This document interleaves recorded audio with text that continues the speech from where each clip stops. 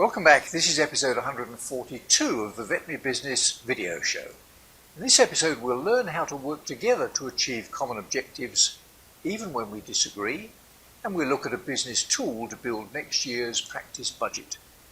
We'll hear why it's important to stop your practice from bleeding money, learn why today is a day you'll always want to remember, and I'll offer you my quick business tip for this episode. I'm John Sheridan, and this is the video show from Veterinary Business.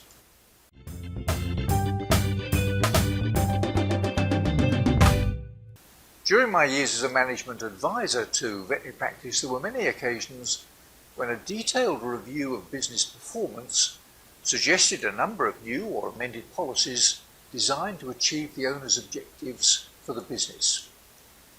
All too often, however, progress stalled at that stage because the partners, very often full-time clinicians but of different ages and at different stages in their individual careers, were unable to agree to take the next step.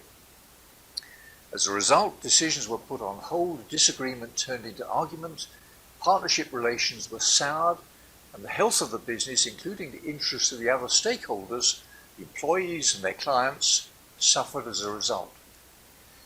Here's a clip in which Ed Muzio offers some practical advice which can help colleagues in that sort of a situation to acknowledge their disagreements, avoid arguments, and seek an agreed way forward to achieve common business objectives.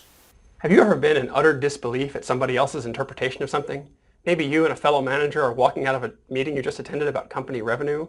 You get to talking, and next thing you know you're wondering, did this guy go to the same meeting I went to? It's not uncommon, and if you don't need to agree on anything, it may not be a big deal. But let's say you and this manager have to come to some conclusion on what to tell your shared staff. You need to make sure your disagreement or your different perceptions don't turn into an argument or a situation where you're digging in your heels, getting emotional, and unable to come to resolution. To do that, you need to know something about where that reality came from. This is a model I call the 5 building blocks of reality. We start over here on the left with number 1, information. You just attended a presentation about revenue. There was a presenter, and there was some data. And those two things together make up the objective information that you just saw. Next over here is the situation. This is all about context. In other words, who else was in the room? What was the history